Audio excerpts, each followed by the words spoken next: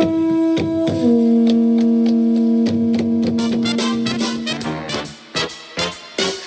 to you live from a little grass shack in the middle of the Pacific Ocean. It's the Junior Kekuewa Jr. Show, starring Junior Kekuewa Jr. Come on, let's do it. Join Junior along with the Wayne Borje Band as he makes any kind from Hawaii. No idea. And now, ladies and gentlemen, Junior Kekuewa Jr. How's it, Hawaii? Hawaii. Hawaii. Yep, it's on. Okay, how's it? My name is Junior Kekuewa Jr. Welcome to the podcast. And as usual, we'd like to start with the attitude of gratitude. So thank you to everybody who's enjoying the podcast worldwide. And we'd like to let you know that there's no new countries and we're not going to go over the stats. And there's more women this week. and that's a good thing because we love women. Anyway, let's get on with the podcast. So today we're going to talk about something a little bit more, not that we want to get so serious with it or anything, but we want to inspire those of you with ADHD and PTSD, okay? Because I have both. Yeah. So, I don't normally talk about these private, intimate details about me because, I've always felt that it's nobody's business. And everybody is going through something, okay? Everybody goes through something. I mean, they're going through something. Everybody has a challenge, and everybody's challenge is different, okay? I know, and it's not relative to like money or anything, right? Money is different. Money is like a separate thing. It's like what you do for a living or whatever. I have friends with tons of money, like multimillionaires, and they have huge challenges, like personal challenges that have nothing to do with money, right? But they need to like overcome this stuff. And some of them go into severe addiction. Some of them go into, severe tailspins with different things. But today we're going to talk about ADHD and PTSD. And here's why. The reason why is because I did a talk recently at a school. And I mentioned the fact that, I was ADHD. Now I have both forms. So I have what they call combined presentation. And that means that you have, both forms of ADHD. And there are clinically 3 types, but there are 2 really common types, and I have both. And I have PTSD, and that stems from, child abuse, not in my house, but outside my house. So I had bullies that were adults, and I did battle with them. I did battle with these guys, okay? But, and they did not win. They did not win, okay? And there was, if you listen to my story, like part 1 and part 2 is called, I Was Drugged. And so, there was a point in my life, I was 17, and people tried to get rid of me, like literally turned me into a vegetable by giving me a marijuana joint laced with it's the first time that angel dust or PCP, that kind of stuff, angel dust, and there was PCP and angel dust in that. But angel dust, the first time it was found on my island, it was found in me. So I can claim that one. Like, yeah, it was me, that kind of thing. But it wasn't on purpose, and it was. I definitely would never have, partaken in anything like that. But that's what happened. Okay, and I can't change that. That's what happened. So I have these, every once in a while I get these flashbacks. Not like anything severe or anything. My flashbacks consist of like staying up all night, not being able to sleep, and then I gotta like do something, right, to go to sleep, and otherwise my next day is ruined because then I start getting tired around 5 or 6 o'clock in the morning, and then I have to work 8 hours or 12 hours or 16 hours. And I put in 16-hour days. That's part of my ADHD. So this is what I'm going to tell you, because when I left that school, right, because I talked about it, these kids started opening up in their classroom, and I had no knowledge of this. The teacher wrote to me later, and she said, "Thank you for mentioning ADHD because the kids are like, they were talking about it. They were having conversations about it, because they looked at me as being successful." Right? Like, I don't even know what success is. And I can tell you that my multimillionaire friends, when you bring up success and you start asking them, like, what made you successful? They're like, oh, man, I don't know. I just go to work. I mean, and that's the attitude that I have. I have no, I don't know, preoccupation with success. I'm like, nah, I just do what I do. I do what I do. I keep going and I don't look back. So, it's called putting the blinders on, because when you start caring about what somebody else thinks, or you start keeping up with somebody else, it's unrealistic, right? And it's unrealistic because you are not them. You are you, and you have your own purpose, your own life purpose. People, this guy that I used to work with used to tell me, "Oh, well, I make six figures a year. I'm doing six figures." And of course, I was doing five figures, right? But I had my own company, right? In fact, I think at the time that he was doing this, I had two. I had a production company and a singing school. And so, we were hitting like pretty close to six figures, but we were doing five figures. I'm not going to sit here and give you any, illusions of grandeur, right? We were doing five figures at the time. This was a long time ago. This was more than 20 years ago. And it seemed really unrealistic to me that this guy was doing six figures, right? And so what happened, and the way I found out, girls talk to each other, ladies, they share, right? And so my manager at the time was a woman. And so we were in the office, in the business office of the radio station, and she was having a conversation with this lady that worked in the business office. And she said, "Hey, by the way, so-and-so, makes six figures and, whatever." And she goes, "Well, I was wondering, like, what is your pay scale like in radio?" And so I'm there and I'm like, whoa.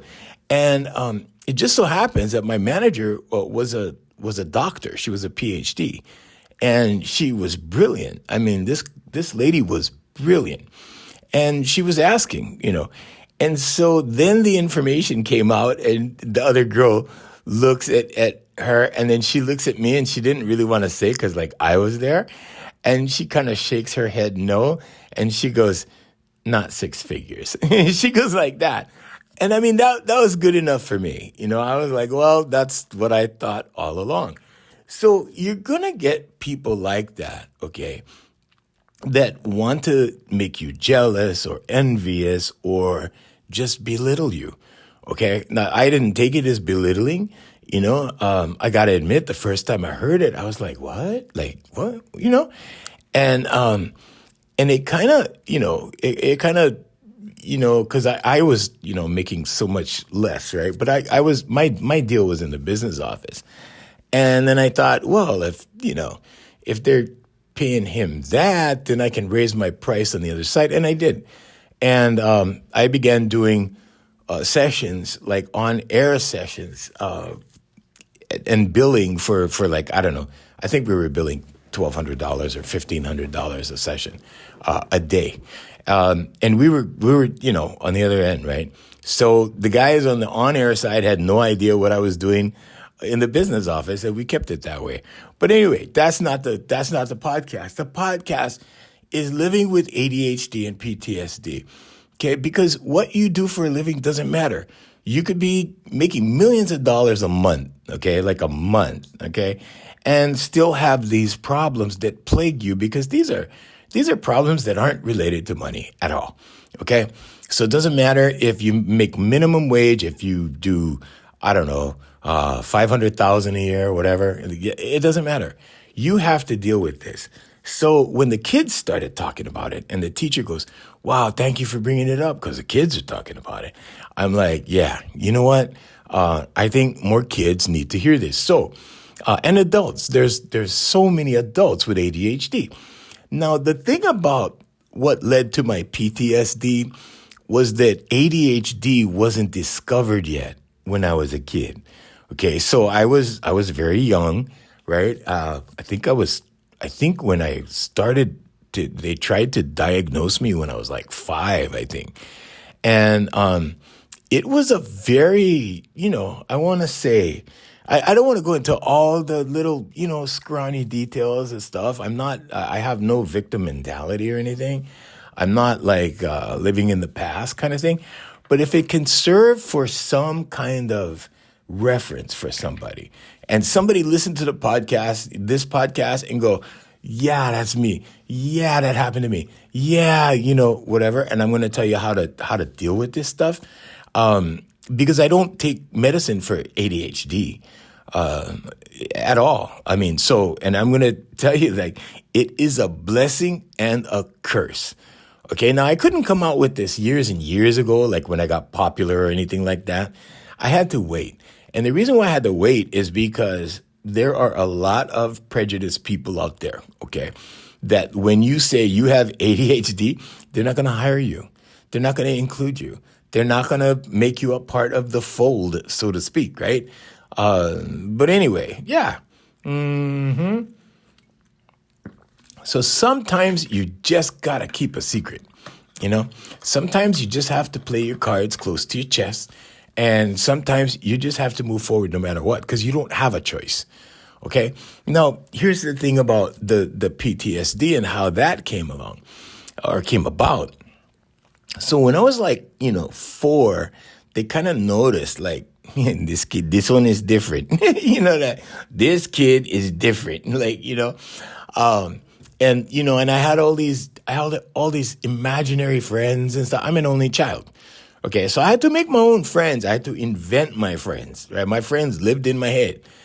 Because I was an only child, I was alone a lot. So here's the thing, right? Because I was an only child and because that was the situation, I'm really, really good at being alone. Okay, I don't need a chick to validate me. I don't need, the boys to validate me. I don't need to go hang with the boys and, I don't know, prove that I'm some kind of man or whatever, that kind of thing. Like, well, I gotta hang out with the boys. I gotta drink all night long because I gotta show them I'm a man. No, none of that. But here's the thing, because nobody knew about ADHD and they just knew I was different. And they're like, wow, like this kid comes up with all these, imaginary things and whatever. Now the H in ADHD stands for hyperactive. Okay. So when I was like, 4 or 5, like that, they could not give me Coca-Cola. Okay. And I remember like growing up without Coca-Cola and my friends had, and I did not have, right? And I was mad because, like, I'm like, wow, they can have, what about me? Like, no, I can't have, and you cannot explain to a 5-year-old or a 6-year-old, because this happened like until I was, I wasn't able to have Coke until I was like maybe, I want to say 7, 8, around there, around third grade. I couldn't have it. It was not allowed. It was not allowed in my house. And my mom was kind of like around me all the time. So, or my dad, right? And so that didn't happen.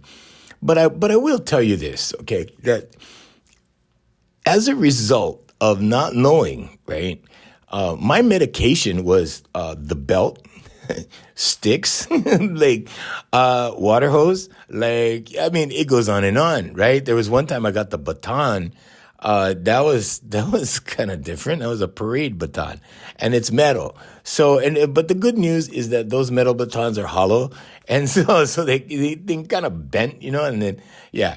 But that kind of what we now call abuse, right, was actually, most of it was done outside my house and not by my parents. Most of it. No, I gotta tell you, yeah, my mom used to chase me around the house with a belt, right? And I used to run, and we used to run around the coffee table in the living room and stuff like that. And I thought it was hilarious. I thought it was fun. And when she finally caught me, right? Because she would catch me. And when she finally caught me, it was kind of like, I don't know, like I used to laugh a lot. I used to, scream, no, mommy, no, that kind of thing. And after a while, I would start laughing, because I don't know, I was different, right? And so this kind of stuff happened, right? And because of this outside thing that happened outside my house, okay, I got tied to a tree once. I got tied to a tree in the back of a golf course. And I mean, I'm not going to go into the details because it's pretty ugly. But this happened as a result of, and I couldn't figure it out, in my teenage years as I got older. That was like my early, like maybe 12 years old kind when they tied me to the tree. But I'm not, and I'm not going to, go into everything. But as I got older in teenage years, I started directing that hyperactivity to music. And when I started, like around 14, I started, playing guitar and stuff. And this one guy made time for me and he actually showed me because I was just too hyperactive for people to deal with. Like, I get jumpy. And you know this on the podcast because you can hear me sometimes when I get stuck. And I get stuck because my brain is in the middle of 2 or 3 ideas at a time. And I'm trying to jump tracks, and I'm trying to jump tracks and then I go, whoa, okay, let's get back to the point. And then I go back. That's my ADHD. So, and I'm used to it. I hope you're used to it. I hope you don't mind.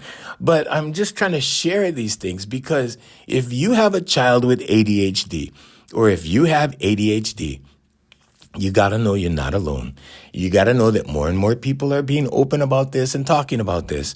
And you have to know that it's a blessing if you use it that way, okay? If you use it or if you accept it in the curse format, like you're going to feel sorry for yourself. You're going to be down. I even got to one point, and I'm not going to lie, I even got to one point where I was imagining because I was trying to put myself in a person who is contemplating suicide's shoes. And I got to tell you, Hawaiians, with my ADHD, right, combined presentation, okay, the whole shebang, as they used to say in the old days, the whole everything, right? I actually imagined at one time that I could, commit suicide if I wanted to, and I put myself in the other person's shoes. So what this is imagining, right? And I imagined myself down in so deep that when I got there, okay, when I got to that, imagining, right, go deeper, deeper, deeper, deeper, and then boom, I was right there, and I go, oh, this is what they're thinking. This is how they get there. And this took me in a matter of hours. It just took me a matter of hours to imagine that I was at the point where I wanted to commit suicide. And when I got there, it was pretty dark. Okay. And I'm talking about my imagination. Okay. I'm sitting there, in my living room, long time ago. And I go, I wonder what it's like. And I started imagining, I started putting myself in that person's shoes. And I go, wow, yeah, this is real. So I also understand that. And in my life coaching, I've come up with that one time. And I helped this lady because we properly identified what was wrong. And it wasn't her. It was a PTSD type thing that she was afraid. And I can tell you right now, every time she drove to the airport in the mainland, and this was in another state. I'm not going to give specific details. But every time she drove to the airport, she would have a panic attack. Okay? And this panic attack was tied to PTSD, okay? Or post-traumatic syndrome, right? And anyway, so she could not get on a plane to come back to Hawaii. So she happened to pull me up online. And I guess, I don't know, she read the reviews or whatever, Here for You Life Coaching, and she called me. She texted me, actually. And no, I'm sorry. She filled out the form on the website. She filled out the form on the website, and then I texted her, and then we got together and we started doing sessions on Zoom. And it wasn't until the second month, so we do sessions once a week for 1 hour. And it wasn't until the second month that I started asking her questions. And I determined actually at that point, oh, you're not afraid to drive to the airport or to get on the plane. Because I thought she was afraid to get on the plane. It wasn't that. It was what she was going back to that scared the, dickens out of her, if we can say that, right? It scared her. And the reason why it scared her is because the experiences that she had at that place that she was going back to in Hawaii. And I go, oh, all right, I got it, and then I put that together for her. Guess what? She's all good now. She's fine now because she identified it. So the first thing is acceptance, right? Accepting that you have a problem. The second thing is like, okay, what's the real problem? Okay, because you can't look at symptoms. The symptoms are like, okay, I'm having a panic attack. The symptoms are, yeah, I have ADHD. I'm a little hyper right now. No, what's triggering this? You have to look deeper. So that's what I do. That's my job, to look deeper.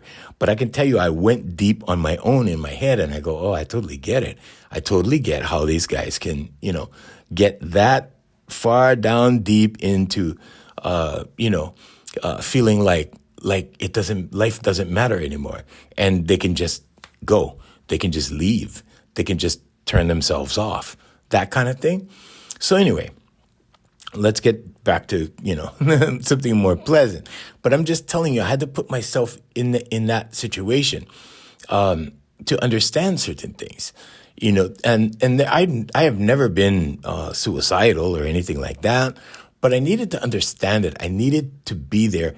So I'm telling you, here's what I'm really telling you. Your imagination can get carried away, okay? How they say, oh, you're getting carried away with your imagination, that kind of thing. So everybody told me that, like, when I was young. But now I use it to help people, okay? And then for a long time, I was using it in music, But when I started learning how to play music, here's what happened, right? I started playing to the chicks. I started playing to the chicks on the beach. And the guys on the beach were like, they were older. They were in their 30s, and I was, in my teens, and I used to hang out with these guys, and they were always good to me. But there was this, here's your big fat butt, Hawaiian's butt, right? I was doing things that they couldn't do. And I had no reservations about walking up to girls and going, hey, how's it going? What's up? And that kind of thing. Although I don't do it too much now, like only if I, want to take somebody out or whatever. I'll walk into a Starbucks, I'll walk up to somebody and strike up a conversation and, get a phone number and email. But the thing about it is, the reason why I'm very cautious now is because things can get turned around on a guy real quick, okay, with the laws that are in place now. So a lot of men have that kind of hang up, like, oh, I don't know if this is going to be taken as aggression or sexual harassment or whatever. And they just kind of give up. So, and that's another discussion that's another podcast, Hawaiians. That's another podcast, because that has to do with the pendulum swinging from when women were getting abused and treated like property and beat up and whatever, okay? And it's not like it doesn't happen now, but I'm just saying, like, before it was pretty open, way back when I was a little kid. And then now the pendulum is all the way over here where, women are just, dialing their cell and putting their significant other in jail. Okay, so and the pendulum is starting to swing back to the middle. It's not there yet, but, I'm confident pretty soon it'll kind of mellow out and even out. But the ADHD thing, right, because nobody knew what was wrong, the belt was the solution, right? And other physical means of discipline was the solution. And it was just like, well, we'll just beat it out of this kid, that kind of thing. And that wasn't the position of my parents at all. They just didn't know what to do. And, I went to child psychologists and stuff. And, my mom and dad are trying to figure out, okay, what's going on? Like, we got to do something. And it wasn't till about 12 years old that they took me to this child, I think it was a child psychiatrist. Yeah, she gave me Ritalin. And now I think they use different forms of that stuff. I'm not familiar with what they use right now, although I know there's Adderall. And I don't know, there's something else. There's other things that they use.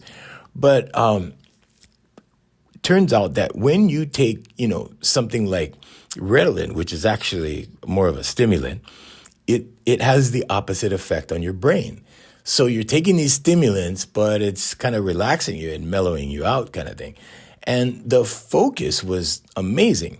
Like I started to focus, I was settled down, I was kind of boring. I was kind of boring, Hawaiians. You know what I mean? I got to the point where I was like, hey, I think I'm a little too boring, that kind of thing. But what happened, the long story short of what happened is when I got drugged, not at the beach. I got drugged at home, but, it was like, here, take this home and smoke this watching the sunset. And I did. And you can listen to this on the second podcast. It's called My Story. I was drugged. And when that happened, right, that flew me into a different universe. I was in a different dimension. I was like, for the entire weekend, and conveniently, my parents were off island, right? So there was this little conspiracy thing in my head going on, like, hey, how come all of these things just conveniently happen like this, right? But that's another podcast. In fact, go listen to the second podcast number 2. 1 and 2 is my story. But anyway, the reason why I'm talking about it is because if you have a child that is exhibiting ADHD symptoms, okay, or they can't sit still, they can't focus, the cure is not to beat them up. That's not the cure, okay? Because all that did for me was make me tough. and I can tell you, if it was one thing I was good at as a child, okay, it was taking a beating. I was good at it. I was like, the things that the bullying that the kids did to me, like my peers, the bullying that they did to me in school and stuff like that, like none of them ever hit me.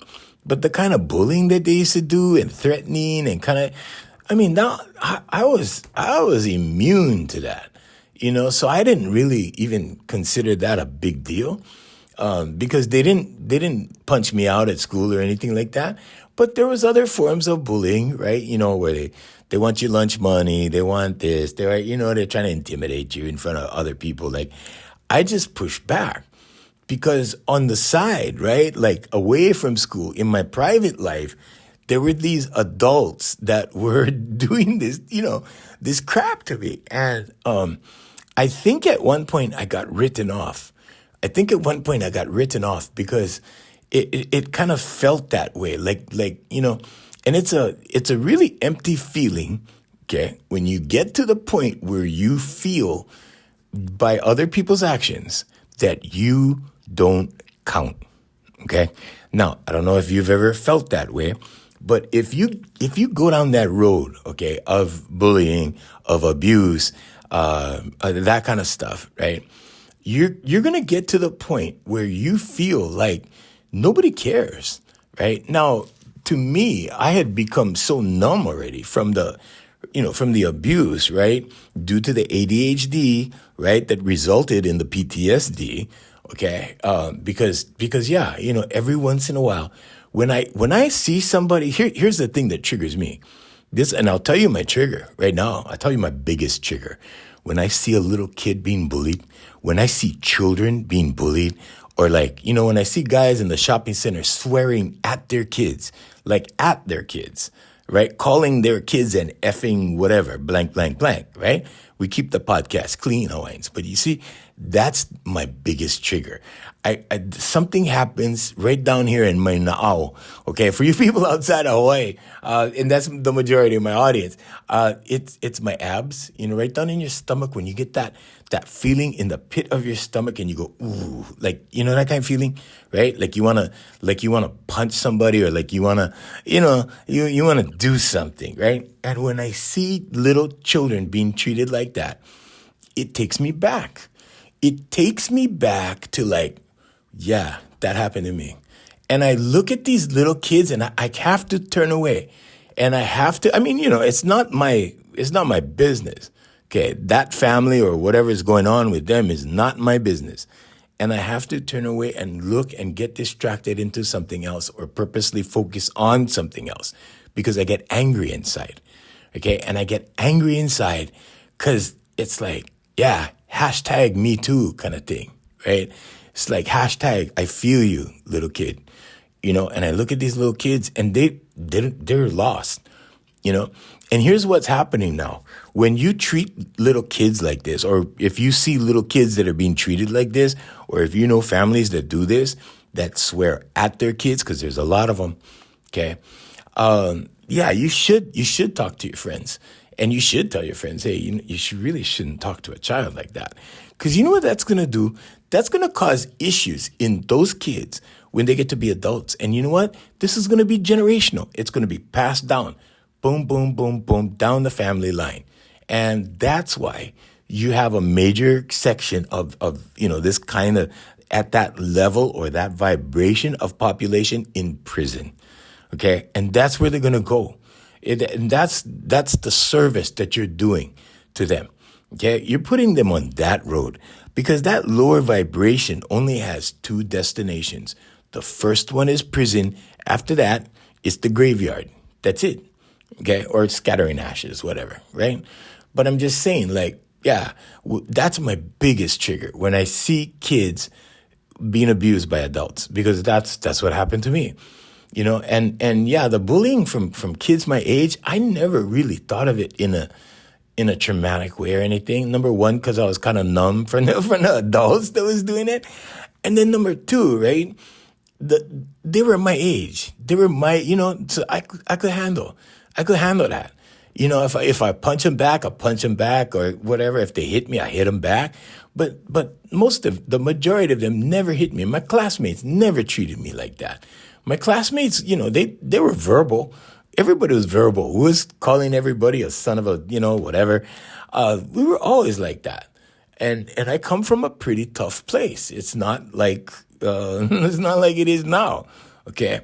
I come from a very off the wall kind of tough place. Okay. But I'm saying that those adults conditioned me in such a way that the kids, my peers, never mattered. I'm like, you guys are lightweights, right? Because I got to deal with the adults. And but anyway, that's the story of my involvement with ADHD and PTSD. So here's the thing. If there's a child with ADHD, whatever form, okay, ADHD or just ADD, right? If you try to remedy, the situation with punishment, that's not going to do. That's going to result in PTSD. Okay. Now, there are mild forms of PTSD, and I'm not going to get clinical or anything because I am not a psychiatrist or psychologist or medical professional or make medical claims or anything like that. Okay. I'm a life coach that has seen stuff. I'm also a life coach that has been through stuff. So I know how to help in certain instances. And what I recommend is that you go see a psychologist or psychiatrist or child psychiatrist and take care of it that way, rather than trying to deal with it yourself and put them on restriction and whatever. Because you know what they're doing? You know how they're looking at you? They're looking at you as being mean. They're looking at you as like, Ma, you don't get me. Dad, you don't get me. Because kids are not stupid. They're not stupid. I remember being 6 years old, and I had the lay of the land in my head already, and at 6 years old, I knew I was being treated unfairly. I didn't know why, right? I didn't know what was going on. I didn't know that, I was that different. Because a lot of us were just, my friends and all of us were just really naughty boys. We were young. So I didn't really see myself as, naughty boy on steroids, but that's what I was. hmm So what I'm really saying, Hawaiians, is, yeah, if you see symptoms like that, or it's not that your kids are lazy. It's not that your kids are like, in a fantasy world, although they may live in their imaginations a lot, because that's what happens. Okay? But here's the good news. Ready for the good news?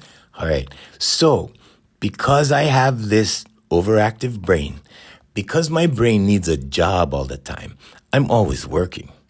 And this is what a medical health professional told me a long time ago when I got drugged.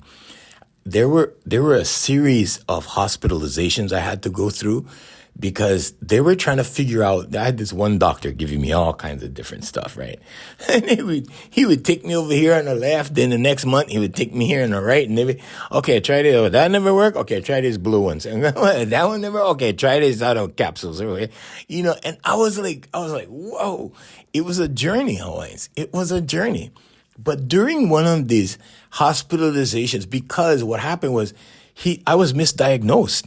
They were misdiagnosing me as this and that. And I think one was borderline schizophrenic. One was, they were giving me these different labels. One was manic depressive. One was like, they had all kinds of stuff. They had all kinds of diagnosis for me, right?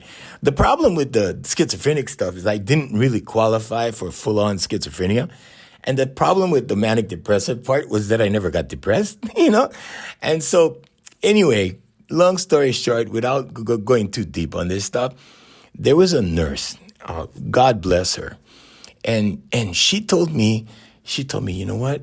She goes, with your energy and the way you think and the way your brain works, you are going to make a lot of money in life.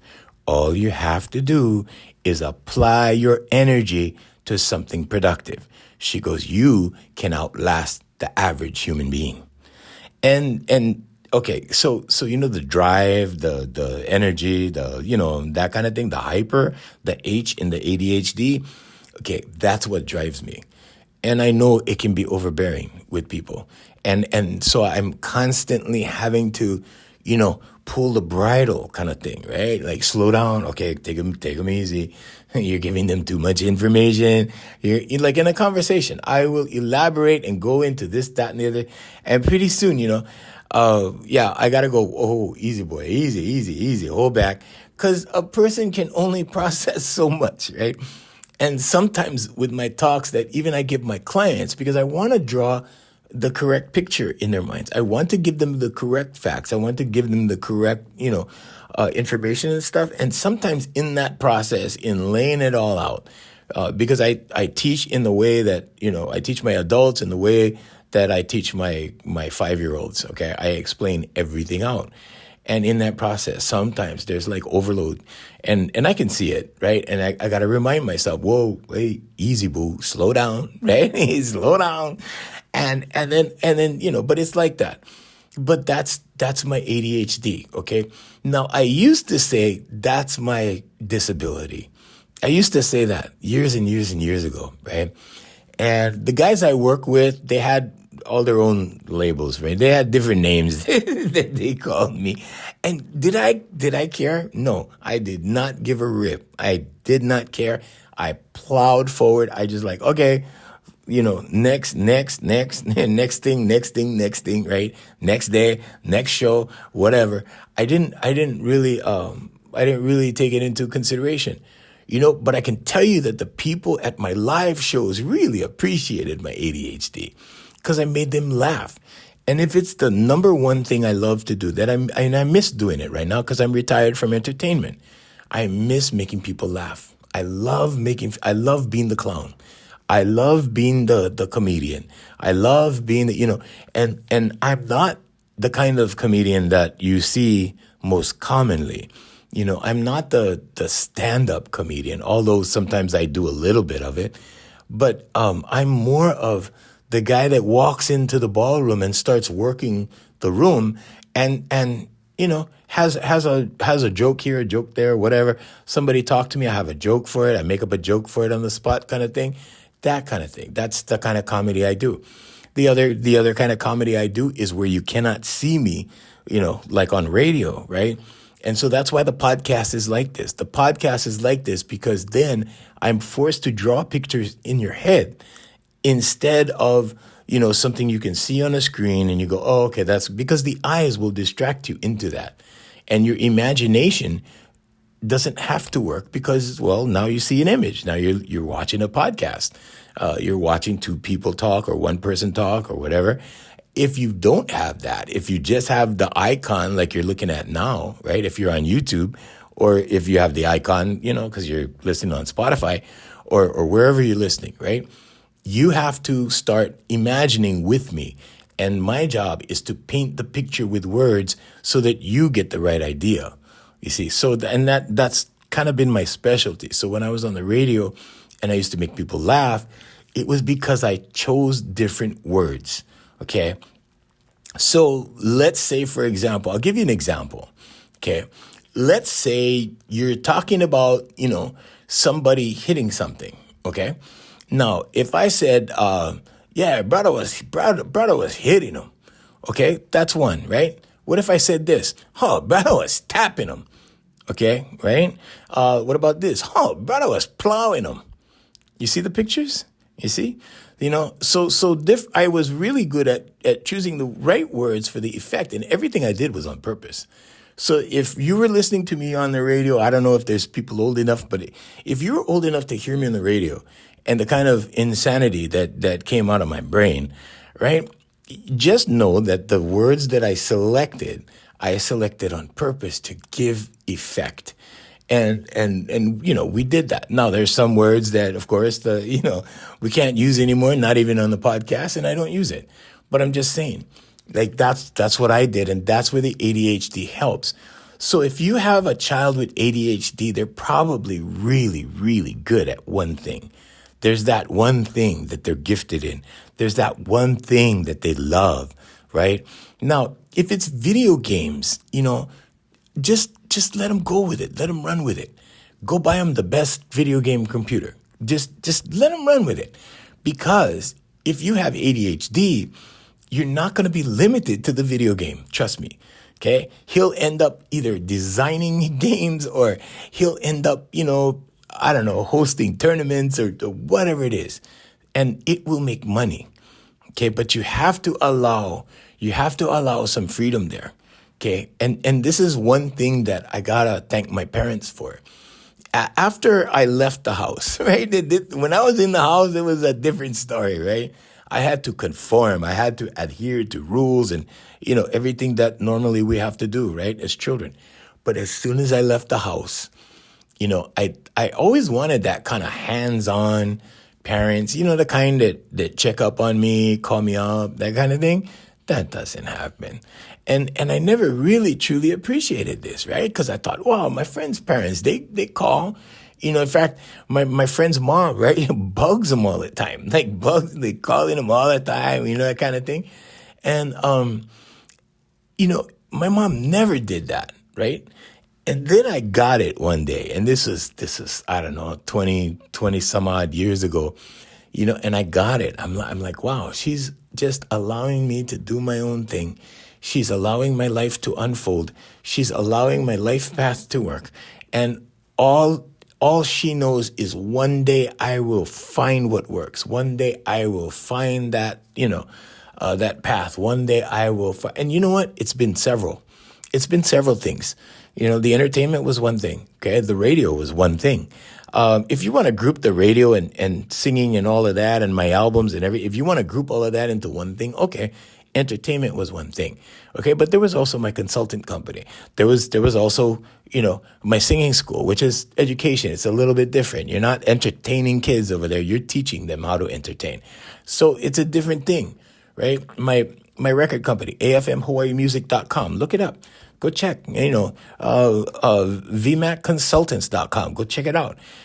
Because these, and I'm not flexing, okay? I'm not flexing. What I'm trying to tell you is that if you have a kid with ADHD, they're going to be expansive because they're not going to be limited, okay? Because that H, that hyper, that thing, okay, that's going to expand. It's going to get bigger. It's going to get better.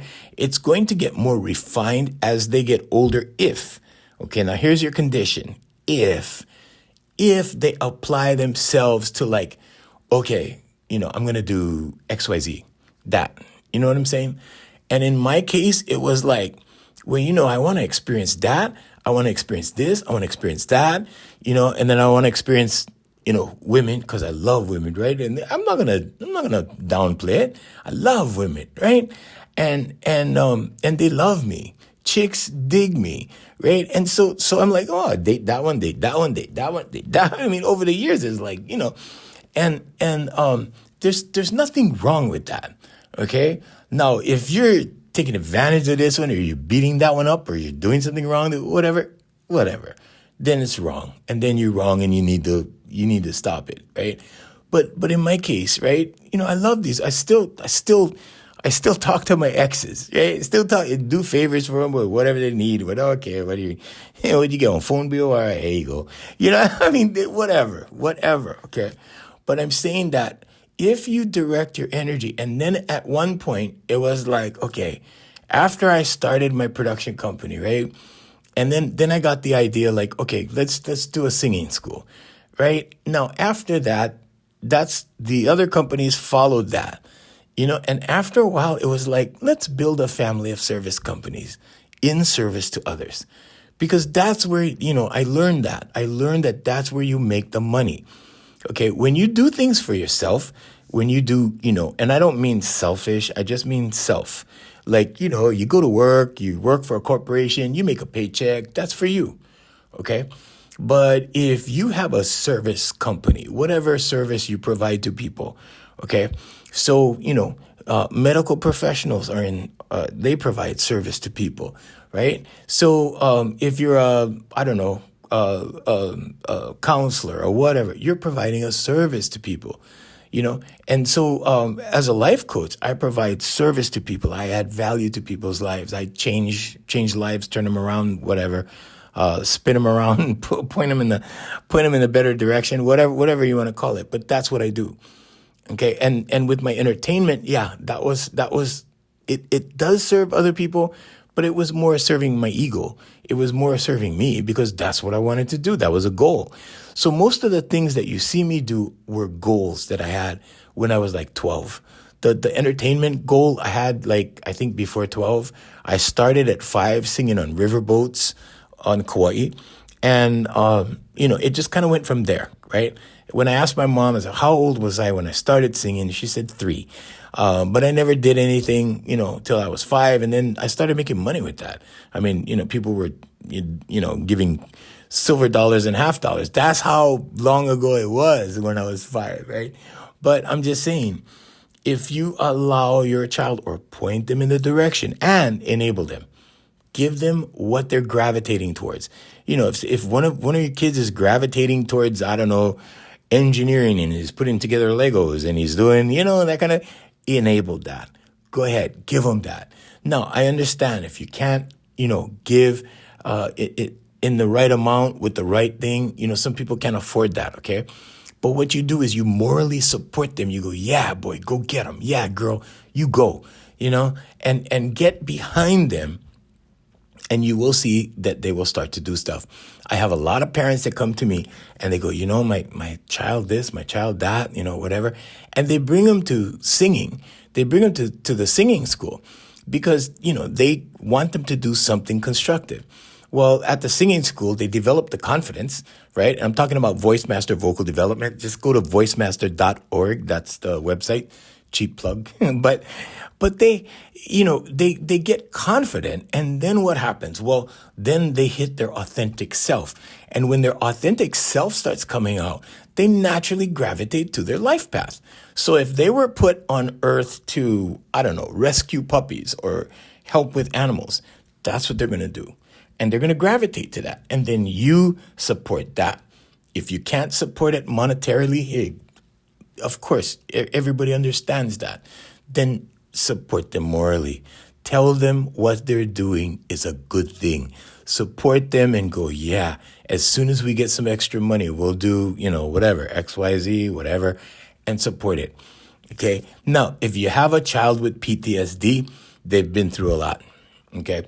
And sometimes it's a car accident. Sometimes it's abuse. Sometimes it's bullying. Sometimes it's, you never know. Okay. Post-traumatic stress disorder. Okay.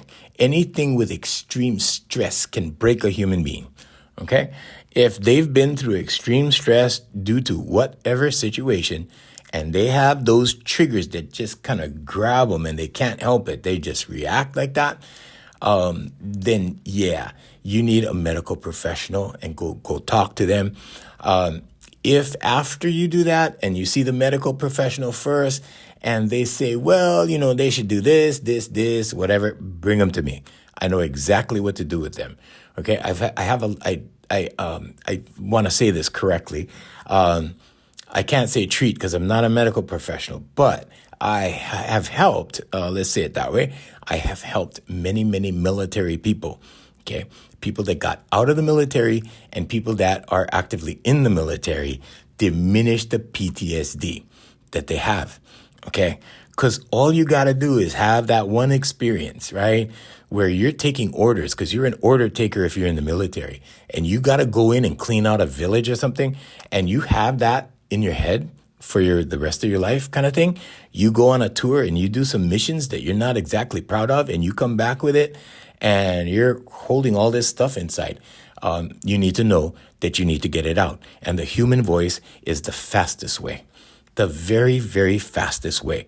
Okay. Now, I'm not going to go through the clinical details or actually it's neurochemical details.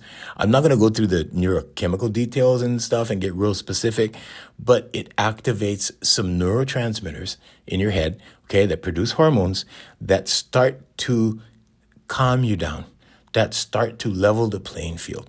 And pretty soon the triggers are like really, really small kind. Okay. And when I say small kind, I mean small kind. It diminishes. Okay. Now it doesn't just disappear. It's not like, oh, I'm healed. Now I don't have to think about it anymore. No, it's going to come back. It will always rear its ugly head. Okay.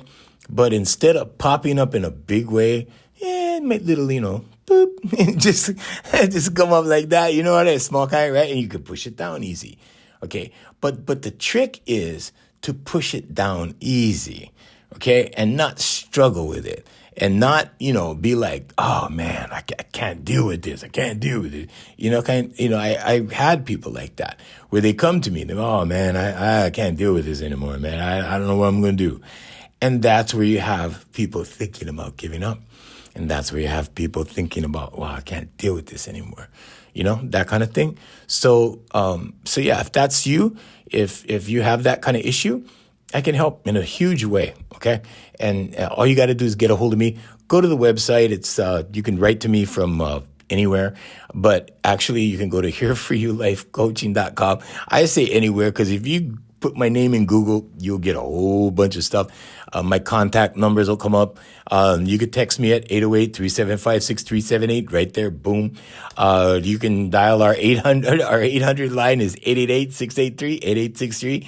And it'll take you to the company phone tree. That might be confusing. Okay. But what you want to look for, if you're looking for that kind of stuff, is either Voice Master Vocal Development, which is a little bit more affordable, or you can go to Here For You Life Coaching, which involves other things besides vocalization. Okay, so the singing side is just vocalization. The life coaching side is affirmations, meditation, visualization, and vocalization. Okay, and when you do all those four things, those are the four pillars. When you do that, you can solve and reprogram your subconscious for any issue. Okay, you can solve any issue. You can reprogram your subconscious. It doesn't take that much doing. But here's the back end. Okay, the back end. Because, people tell me, oh, yeah, Junior, for you it's easy because you did them. I'm like, yeah, but you know what? I still have to do it. I still write affirmations. I still meditate. I still visualize. I still do all of that. It's the kind of thing that when you do it, you have to commit to it, and you gotta say, okay, you know what? This is a lifestyle change. I'm gonna change my life right now, and I'm always gonna be this way instead of that former self way, the way I used to do things. Okay. Now, if you have a child with ADHD, I don't normally see children for the life coaching side. For legal purposes, I normally, I see adults. So if you have a child that, has ADHD and you're looking for an activity or you're looking something, I even take people with autism, children with autism, really good success rate. In fact, one of the guys that has a minor form of autism, I recorded a couple of projects for him already. And he's out on the website. He's on AFM. Go look on afmhawaiimusic.com. And his name's Darren. And Darren is not, he's not shy, or he's not covering up the fact that he has a mild case of autism. And he is amazing, this guy. He's a school teacher now, right? So just because you have something, or just because you're going through something, does not mean you're limited, okay? In my case, yeah, it's a blessing or a curse. So I can use my ADHD, both types, right? ADD, ADHD. I can use it for the positive. If I use it for the positive, I bang out projects like you have no idea, right? And money comes like you have no idea, right? But on the downside, right? Some nights I can't sleep. I just cannot. And sometimes that energy overrides things like sleeping pills or like melatonin or whatever I'm taking, right? And, and when that happens, the next day is painful because I have to keep going. I have to keep up until I can go to sleep and put this brain to rest. Okay, so there's a downside to it. It's not all, fun and games. It's not all good, right? You gotta take the other side. Like with anything else in life, you're gonna take the good, you gotta take the bad, Hawaiians, because that's just how it is. I don't care what. Oh, sorry, Hawaiians, I gotta go.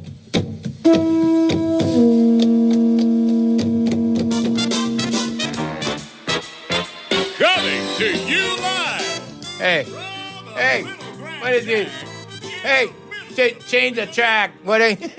Yeah, I thought it was going, and then so now I don't know if we're coming or going. I have no idea. Is this really the closing track, Jay? Like he's looking at me from the back. I'm like, sometimes this happens. You see what I'm saying? It happens. I think, all right, so I'm gonna talk to somebody back there. Hey, we want to thank Brother Randy and Sister Jerry over at Island Club and Spa in Kaka'ako. And we want to mahalo them. Also, afmhawaiimusic.com. Check out Brother Darren Chinen and his music and his show. He has a full, complete show. You can hire him for your special occasion. Also, we'd like to thank the Voice Master family of service companies. I'm Junior Kekuewa Jr. Until next time, I'm going to talk to Jay about this technical stuff. Oh, man. Mahalo and aloha.